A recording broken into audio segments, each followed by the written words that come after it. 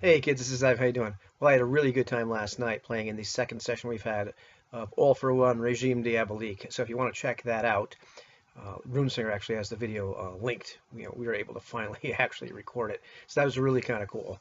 So, you'll have to check it out. We got involved in the combat, and there was a lot of bantering back and forth, and we're just getting used to the system and getting used to Hangouts and to each other.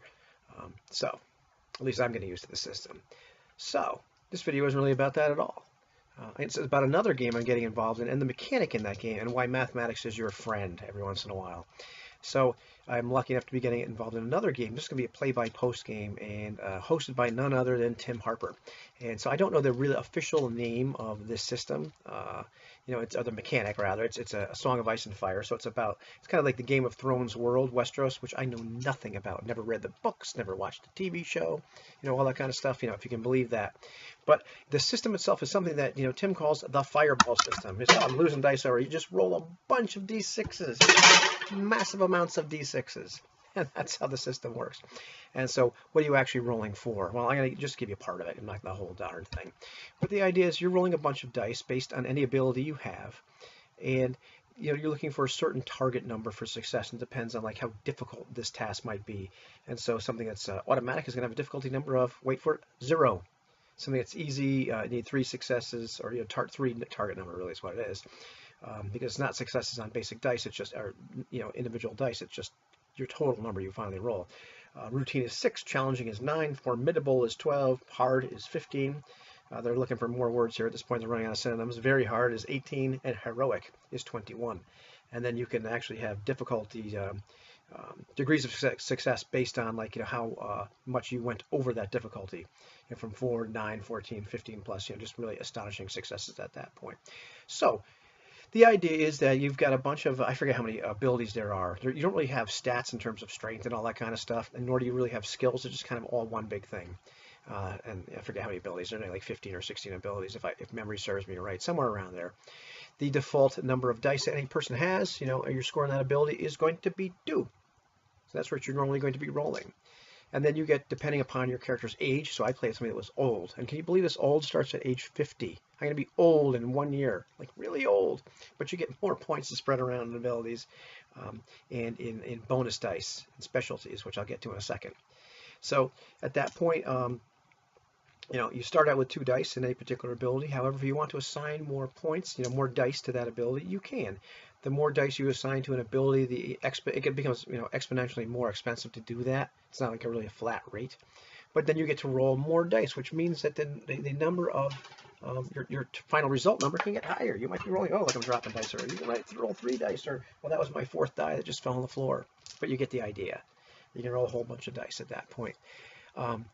So okay, so far so good. Easy math, right? Anytime you roll a d6, your average result you're going to get is 3.5.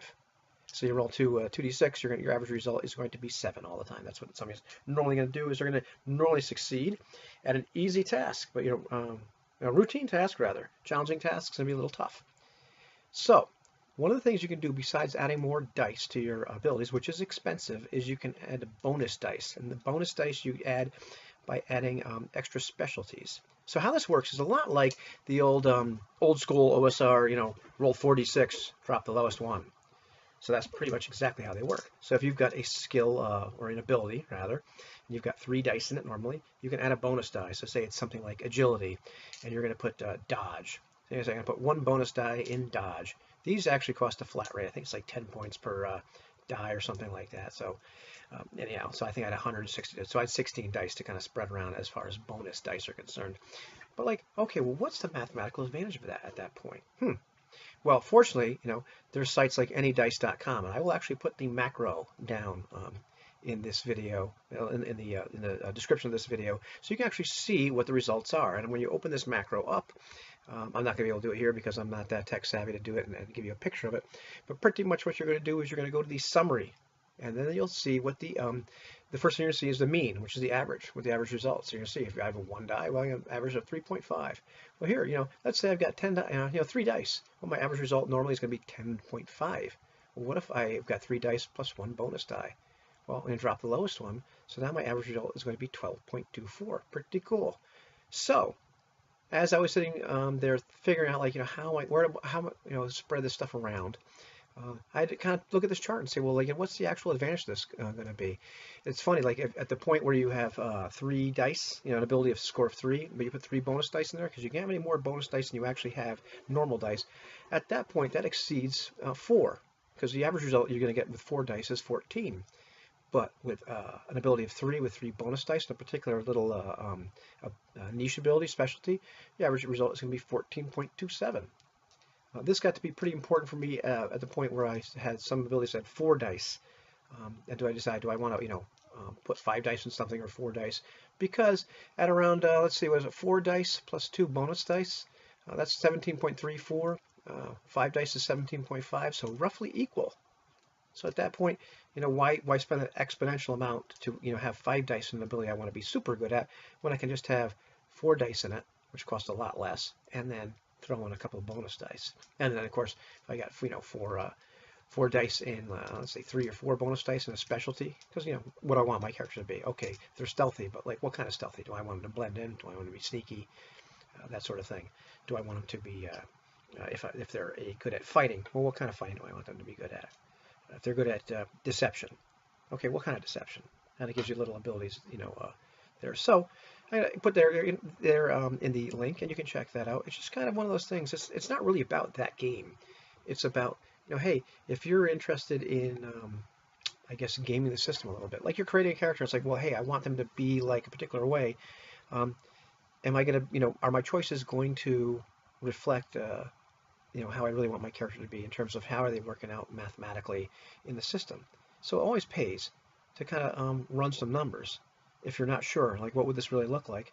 And it gives you an idea. Okay, my character is really good at this, or gee, they're not as good at this as I hoped.